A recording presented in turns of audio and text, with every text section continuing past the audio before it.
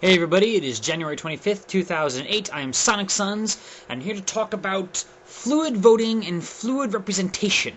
And some of this that first part is kind of a rehash of something I've said before, but the two ideas seem to go together. Okay, so fluid voting is an idea used in democracy that is essentially voting without schedules. And it seems a rather obvious idea. Okay, so the way this works is, well, the way things currently work is, in some form of democracy, there's some form of electorate. That is, the group of people allowed to make decisions. So, as far as direct laws go, maybe like a Congress or legislature, and then maybe certain things may take a referendum, and that's the people at large. On any given thing, there's a given electorate.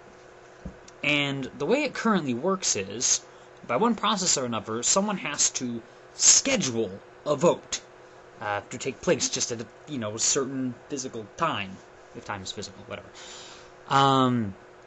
And so we come up with, say, some bill or something, and we put the bill out, and then we send it to the electorate, and the electorate then has to vote on it, and it goes up or it goes down, or however it is that works out, and then it's accepted or rejected.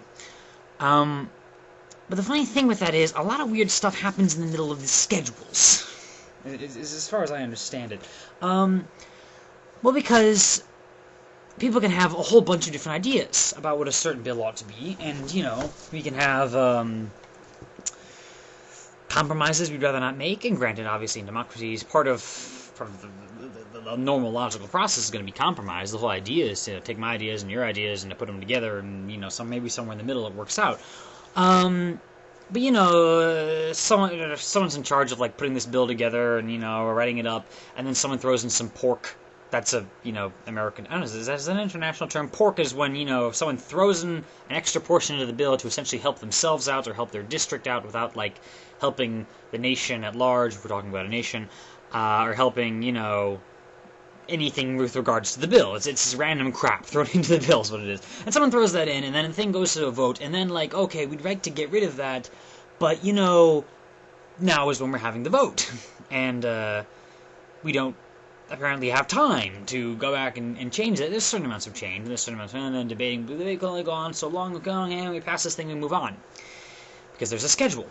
And we can, schedule another vote on that separate bill, or make another bill to repeal some of the things.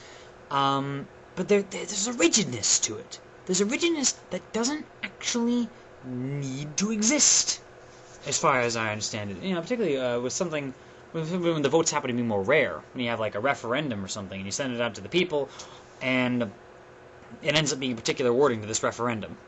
And people have to say, well, do I like this particular wording? But what if the people would like some slightly different wording? What if they'd like that? Well, the referendum comes by once in a while, and it takes a long time to get that thing sent back out again and get that thing, and then not even knowing where the people stand. You think, I like this better, but I don't know. Would anybody else want to? Would they want to reform it in that way? And you have no way of knowing. You have no way of gauging that sort of thing. So we kind of go with what we have. There's a rigidness. A lot of little vague little problems come out of that. And I thought, okay, we have this idea called fluid voting. And the idea of it is that any member of the electorate at any time can cast any vote on any bill. So let's say this was Congress or something, right? And don't get me into the constitutional requirements of whether or not that would actually work with the American Constitution as written, whatever. Let's say it's, ignoring all that. So say, we, someone puts up a bill, right? And then having put that up in some, registry of all the bills or something, it stays there forever, right? And it passes once it reaches a certain threshold. And that actually gets an interesting thing is absolute majority versus present majority. Absolute being a majority of the total number of the electorate has to say yes to this thing. And then the regular present majority is the majority of the people here, which is kind of why we have schedules.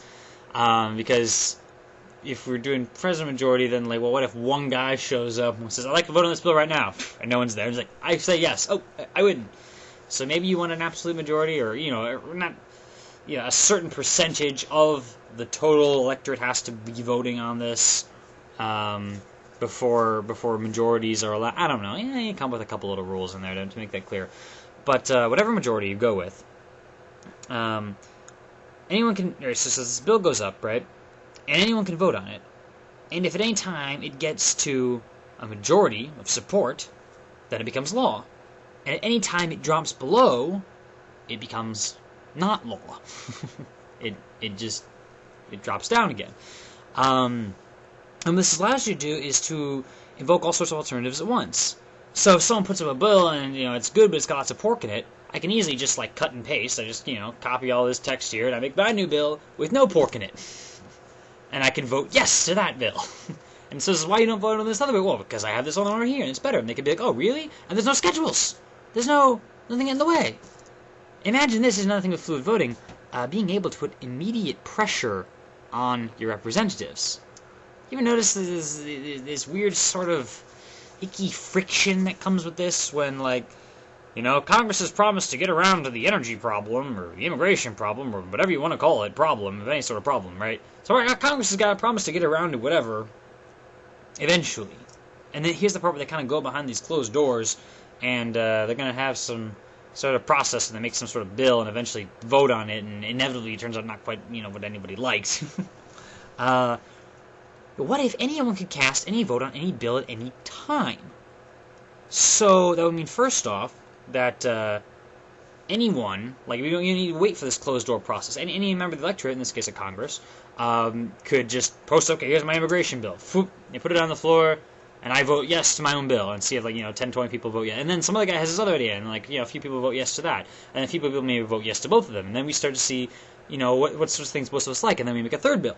This is all very fluid. This all happens any day of the week, any time, day or night. Anyway, you just walk into, some sort of, I don't know, secretary or something is sitting there, and you're like, this is a bill, put it up.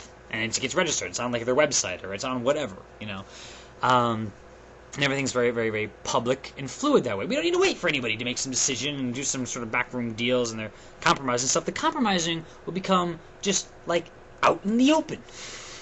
Yeah, I think. You can see how a bunch of people supported this idea and a whole bunch of people supported this idea. That maybe a compromise needs to happen if, say, Bill A and Bill B are both rather popular, but they're not mutually compatible. Then we can make Bill C in the middle, which goes in the middle and actually works that stuff out. And again, if Bill C happens to have some pork or some nasty stuff thrown in there, anyone at all can make Bill D, which is like Bill C, except with that random crap removed, and they can challenge them and say, okay, vote for this one. And then the electorate guys, in this case Congress or whoever, have no excuse. It's right there, anytime, day or night. You can walk in and just say, I want to vote yes on Bill X927 or whatever. And furthermore, you can change your vote anytime. In fact, you can change it any which way. You can say, I vote yes, and you come back and say, wait, I vote neutral, as in I don't vote. It's not a yes or a no, it's a nothing.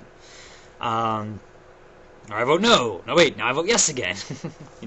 This goes even particularly well with getting rid of bad bills or parts of bills that you don't like. Imagine now the Patriot Act, a lot of controversy on that, much of it well-deserved.